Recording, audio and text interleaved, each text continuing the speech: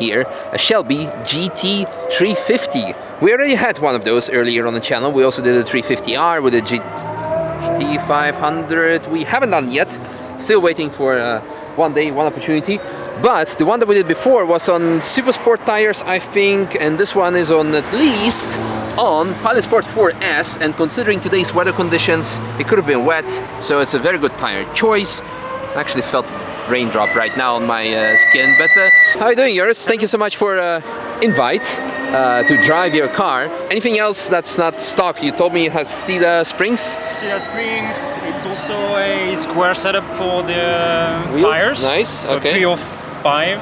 Square, nice. So that's good. That should be very nice. That should help a little bit on yeah, the steer. yeah. And good geometry. Yes. Just a little bit of camber and awesome. a little bit of a brace on the rear subframe to help a little bit the thing, and that's it. Nice. Brakes? Brakes stock. Stock. Just pads are Ferodo DS1. DS1, all right. We had a GT350. It was quite unfortunate with the tire choice that we had back then. It made it like relatively undrivable. Or at least like the potential was so like locked within the tires. So this should be very good, especially the tire size 305. I don't remember what we were running on the Stida. I think it was 315 even, but this should help us a lot with the understeer and everything else that comes with it. So anyway, let's hop in and do a lap. Hey brother. Hello there. How you doing? Good, you? You gonna go for a quick one? I don't know. I just gonna go for one. Let's have a good one together, bro. Sure thing.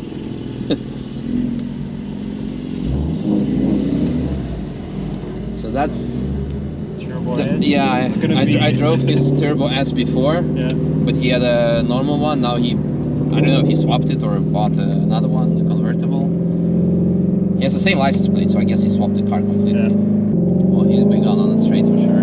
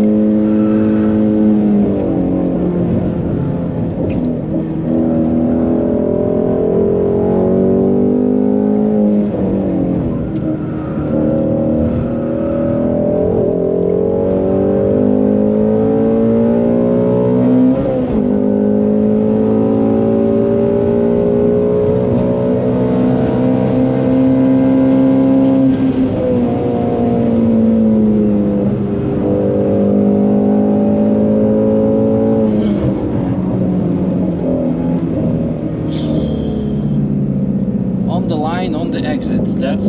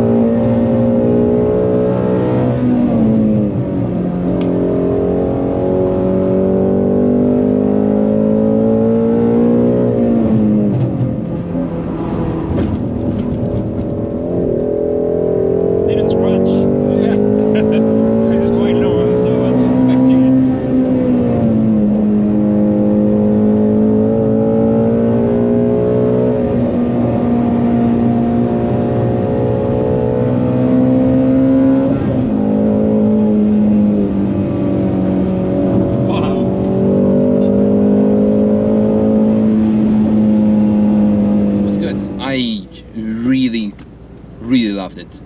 This was really good. So that's what I felt when you were driving, and I was like, with a few tweaks, you should, Yes. because I got a lot of understeer when I got it, and I was Yes. like, okay, let's tweak a little bit the geometry, just This a few was angles. on And turn in, the car was very good. Yeah. It was really nice. If you would track it more often, you should just put stickier tires yeah, of on, course. Cup 2s. Yeah.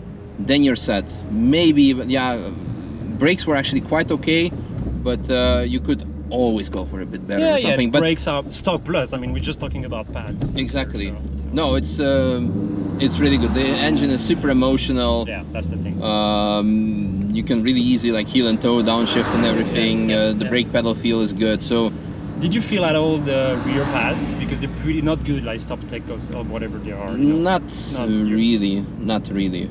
Because I was a little bit kind of skeptical to put kind of very powerful one, and then kind Mhm. of, you know, Oh, they were good. they did their job quite nicely. So it's all good. And yes, it's always amazing to see what your car can do. The car Somebody is that knows the. yeah. No, I loved it. I enjoyed it. Thank you so much for this No, thank opportunity. you. No, So thank for me, like after driving pretty much all of the Mustangs except for GT 500. It's gonna come. Yeah, GT 350 with with bigger tires, with proper tires, proper setup is really good. Because I remember like driving the Steeda one, and handling was geometry wise, it was the best car out of all of them that I've driven, Sure, because of sure. with Yeah. their active Magnerite, with the Steeda Yeah, Magnerite. they have the software. Yeah, it was phenomenal. I mean, you could have seen yourself how confident and easy I was with the car. The brakes were great. Yeah, and this adds the engine emotion, because that's what we see the Mach 1 was kind of lacking, because it has the base 5 liter. This is like perfect. I think this is like the ultimate sweet spot. GT 500, like of course it's probably faster, It's a monster, but how usable is the power? Yeah. And how will the cooling keep up with it? That's also the big question. Yeah, I think for a track car, this is probably already on the high side of the Yeah. weight. So I think if you add on top of that like 200 kilograms, Yeah, it's very yeah. challenging. So Yeah, that's the only downside of the car, I would say. I It's would like love it to be 300 kilograms Of less. course. That's for me like the only point of complaint, that it is heavy. It manages to hide the You weight. might, yeah. To The hide, Magnerite does that. yeah, to hide the weight quite good. So it manages to do that. But the problem is once you get used to it, and you're like, okay, I can go so faster through the corner. The weight reminds you that you cannot go this There fast. is a through the limit corner. to physics. Yeah, it's simple as that. So it's really good. I loved it. This is for me like the one, pretty much. Well, 350R of course was also it's also Yeah. something I But drove. there are, I mean, the differences with there are when you change the springs and so on, or there are not a lot of them. So Yeah. I think that's the thing. Yeah. You can tweak a normal one to get somewhere you be better off. Yeah. So, yeah. No, this was very nice. Thanks again.